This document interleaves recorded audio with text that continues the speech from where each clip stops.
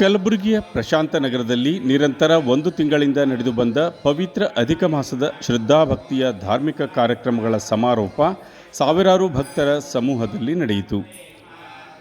3 ವರ್ಷಕ್ಕೊಮ್ಮೆ ಬರುವ ಅಧಿಕ ಮಾಸಕ್ಕೆ ತನ್ನದೇ ಆದ ವಿಶೇಷತೆಗಳಿವೆ.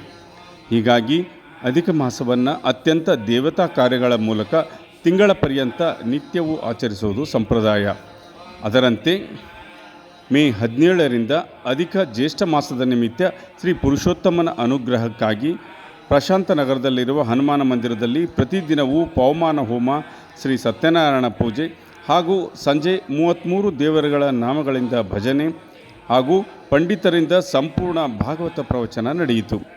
ಅದರ ಮಂಗಳ ಮಹೋತ್ಸವ ಗುಂಡಾಚಾರ್ ಜೋಶಿ ನರಬೋಳಿ ಅವರ ನೇತೃತ್ವದಲ್ಲಿ 14 ಜೂನ್ ರವಿವಾರದಂದು ಶ್ರೀ ವಿಷ್ಣು ಸಹಸ್ರನಾಮ ಹೋಮ ಮಾಡುವ ಮೂಲಕ ಅಧಿಕ ಮಾಸವನ್ನು ಭಗವಂತನಿಗೆ ಸಮರ್ಪಣೆ ಮಾಡಲಾಯಿತು. ಈ ಸಂಪನ್ನ ಕಾರ್ಯಕ್ರಮದಲ್ಲಿ ಡಿ.ವಿ. ಕುಲಕರ್ಣಿ, ನರಸಿಂಹಾಚಾರ್ ಅಗ್ನಿಹೋತ್ರಿ, ವಲ್ಲಭ ಆಚಾರ್, ಗುರುರಾಜ್ ಭಂಕೂರ್, ಶ್ರೀನಿವಾಸ್ ನೆಲೋಗಿ ಸೇರಿದಂತೆ ಹಲವಾರು ಭಕ್ತರು ಪುಣ್ಯ ಕಾರ್ಯದಲ್ಲಿ ಪಾಲ್ಗೊಂಡು ಪುನೀತರಾದರು.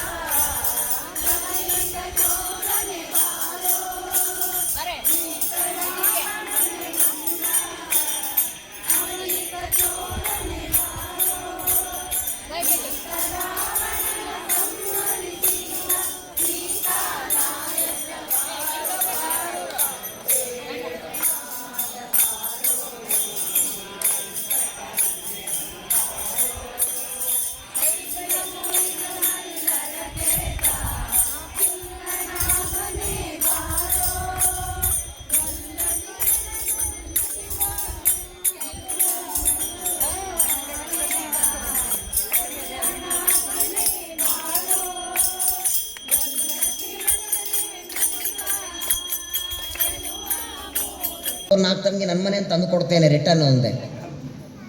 ಸಹಜವೇ, ನಾನಿಲ್ಲ ಅಂತಿಲ್ಲ. 300-400 ರೂಪಾಯಿ ಬೆಲೆ ಬಾಳುವ ಒಂದು ತಮ್ಮಿಗೆ ಕೊಡೋ ವ್ಯಕ್ತಿನೇ ಅದನ್ನು ಒಳ್ಳೆಯದಕ್ಕೆ ಬಳಸಲಿ ಅಂತ ಅಪೇಕ್ಷೆ ಪಡುವಾಗ, ಬೆಲೆನೇ ಕಟ್ಟಲಿಕ್ಕೆ ಸಾಧ್ಯವಿಲ್ಲದಿರುವ ಈ ಶರೀರ ದೇವರು ಕೊಡುವಾಗ ಇದನ್ನು ಒಳ್ಳೆಯದಕ್ಕೆ ಬಳಸಲಿ ಅಂತ ದೇವರ ಅಪೇಕ್ಷೆ ಪಟ್ಟರೆ ತಪ್ಪಿದೆಯಾ? ಇದೆಯಾ ಹೇಳಿ? ಶರೀರವನ್ನು ಊಟ, ಹರಟೆ, ನಿದ್ದೆ, ಟಿವಿಗೆ ನಾವು ಬಳಸಿದರೆ ಇನ್ನೊಮ್ಮೆ ಈ ತರಹದ ಜನ್ಮ ಕೊಡುವ ಮಾನವ ಶರೀರ ದೂರ ತಳ್ಳಿಬಿಡ್ತಾನೆ ದೇವರು ನಮ್ಮನ್ನ.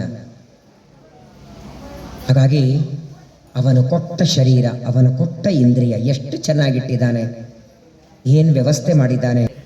ಗುಂಡಾಚಾರ ಅಡಿಗೆ ಮಾಡಿಸಿದ್ರು, ಅಡಿಗೆಯವರು ಅಡಿಗೆ ಮಾಡಿದ್ರು, ಬಡಿಸ್ತಾರೆ. ಇವ್ರದ್ದು ಕೆಲಸ ಇಷ್ಟೇ. ಒಂದು ದಿನ ಮಧ್ಯಾಹ್ನ ನೀನು ಉಂಡದ್ದು ನಾನು ಜೀರ್ಣ ಮಾಡೋದಿಲ್ಲ